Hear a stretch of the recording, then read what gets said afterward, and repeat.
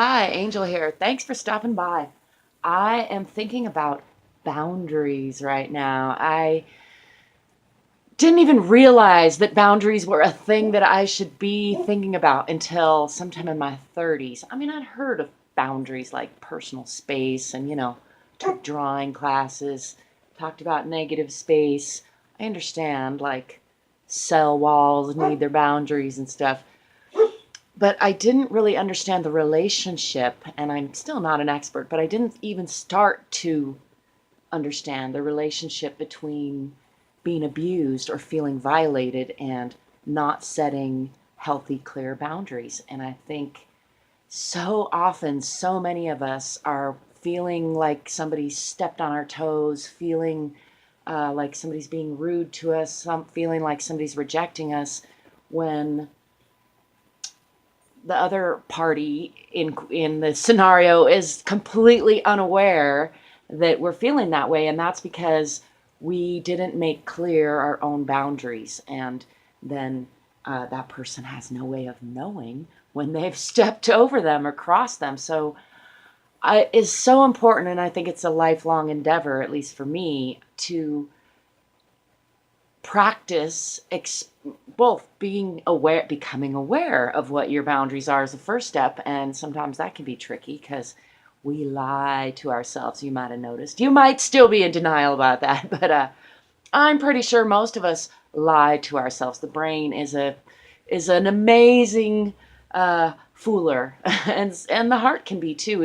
If not, if you don't practice how to really listen to your gut and your heart and your mind, you can get confused easily because there's a lot going on in there. And so, and we're socially conditioned. We have genetic stuff, we have instincts, and we have our logic, and we have science, and we have, songs and smells and hormones and pheromones. A lot of things are influencing us that we are largely unaware of. And so regularly examining, here's another little trick, your boundaries might change through your life. So at some point in your life, like if you're married, for example, you might think or decide, it's not a matter of thinking, it's up to you to choose and decide and design your own life. So if you decide that you're not okay with flirting with someone other than your significant other, for example, you might feel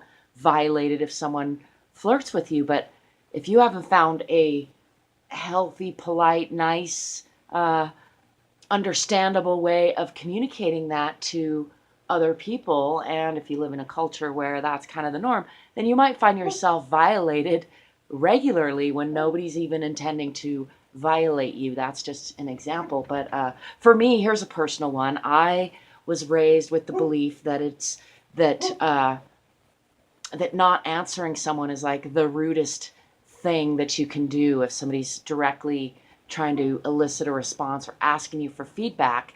To ignore someone who's asking for feedback was kind of like the end all be all of punishment in my family. So, to be banished, to be cast out, to be sent to your room, to be not allowed to participate in the conversation, to be actually literally like my mother was disowned from her family and her father and brother from giving birth to me out of wedlock. And then I was, shunned by that family for being who I am. And then up until a point in my life. And at my school, I was cast out, teased, given bad attention, but also just excluded from a lot of social activities. Wasn't allowed, people weren't allowed to come to my house because of my race and my family background, and lots of little factors to it. Any case, I'm not trying to say that I'm not exactly trying to justify. I'm just trying to explain. Oh, I just noticed I got a little weird strap going on. I'm just trying to give an example of, we have conditioning. I have conditioning, which makes it logical that I feel a certain way. I get triggered a certain way when I don't get when I ask for feedback or response and don't get it. I feel like it's a personal, like a fuck you, basically. Like, to me, if somebody asks me for feedback and I don't get around, now I almost said don't get around to it, and that's an important distinction. And what I'm getting to is that There are lots of reasons why you might not get feedback. And I know myself, sometimes I'm just busy and I want to give somebody my fuller attention. So I put off my feedback and my response until I have more time. And we all have a different perception of time. So time can slip away or fly by while I'm not responding. And the other person may think that I'm intentionally trying to send them a message of non-response, of, violation. And so back to my original point, which is it's up to each of us to determine what our personal boundaries, as in guidelines for relationship, are, both physically, mentally, emotionally, relationship wise, in business partnerships, in love partnerships, in friendships. It's important to determine what's okay with us and what's not okay, and then to communicate that to the people that we want to interact with in healthy ways, understandable ways. And that's can get tricky. You got to figure out what their communication style is. If they're not actively looking to understand you, a good way to be understood more is to notice what a person's communication style is and then communicate to them in that style. They're much more likely to hear you. Also, don't try to communicate when somebody is triggered or upset. I mean, by all means, communicate enough to try to de-escalate the situation if you can, but don't try to make any new points or gain any new understanding from that requires, the logic side of the brain. Because when a person is upset, all of us, when we go into fight or flight mode, we don't have access to our full processing brain, or even to the communication of the dialogue between our heart and our brain, or our gut and our heart and our brain. And so it's important to start to recognize. I said start because I'm late to the game and I'm just working on that, still in my 40s. But the reason I share that is because I don't think that's actually that unusual. And if you're in that boat, or if you're in your 20s and teens and figuring it out, kudos to you. And I look forward to seeing all the greatness that you bloom into in your life. If you're in your 40s or 50s or 60s or 70s or 80s or 90s, or you're 110 and you're still working on this, you're not alone. I think it's kind of part of the human condition that we are ever evolving, ever changing, ever trying to learn new skills or new things or go new places, and then falling down and failing. And that's part of the great experience that is life. So I hope you're enjoying it.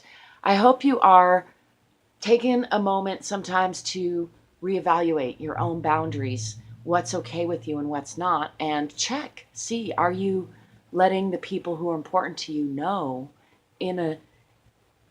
at a time when you're not triggered. So it's far less useful to get triggered, and instead of noticing that you're emotionally triggered, just like fly off and trigger the other person back by attacking them or letting them know that they made you feel bad, that they violated your boundaries, and that's not okay.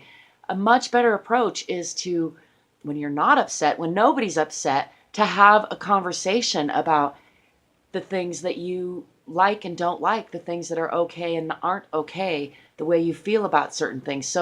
And then if the thing is, we all, like I just demonstrated with my family background, we all have these varied backgrounds, these varied filters that we learn through, that we experience the world, our lives through. And so through discussion, through non-triggered feedback, when nobody's upset, you can start to share what your perspective is and gain understanding of what other people's perspective is. And through that, we can learn to communicate more effectively and enjoy our interactions much, much more without feeling like our boundaries have been violated, or like somebody's attacking us for no reason or accusing us of violating their boundaries when we had no idea that the boundary was even there, or that there was even a thing. So that's my 2 cents for today, is communicate to yourself and to others, and take a moment to reflect. When you notice that you're feeling upset, or when you feel upset, take a moment to notice what might be causing that. What are you really thinking? What's the underlying belief that's causing that feeling? It's never the other person's fault. Now, you may want to get away from that person if they're triggering or stepping over a boundary, or if if you've communicated a boundary and then they don't respect it. But it's still not, that's up to you to remove yourself or not remove yourself from certain scenarios and relationships. And, or if you can't remove yourself, say you're locked up in a cell. I've been there. It's more challenging and in some ways even easier, because it takes away all the removing yourself physically and just puts you into the removal mentally. And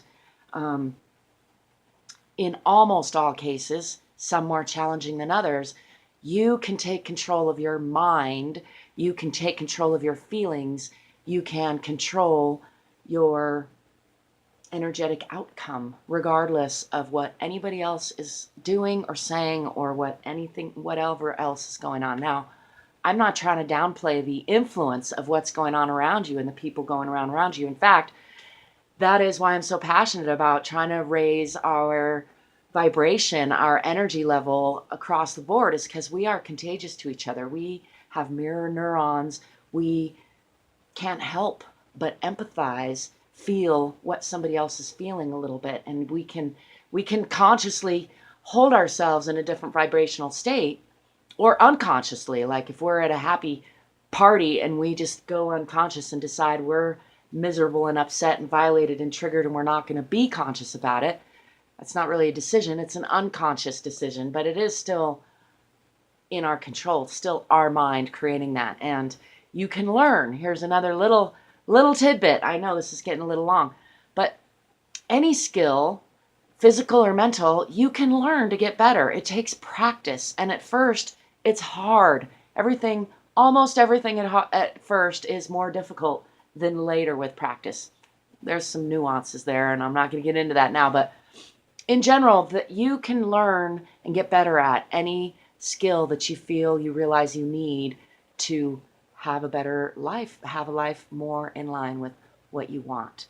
So, yeah, I already said that was my 2 cents and was going to sign off, but I got distracted. So I hope you're designing the life that you want. I hope that you're taking time to reflect on what your healthy boundaries are. What that's another thing. Maybe you've set boundaries that aren't healthy. I myself have done that a time or two, probably still do. And it's important to examine, is your boundary set still serving you, or might you need a little adjusting? And if that's true, if you adjust, how are you going to show the world, communicate to the world, and especially those people who you are in close proximity to or have relationships with? How are you going to teach them the new way to love you, or teach them your new boundary? It might take more than one try. Till next time. Positivity, possibility, potential, and change.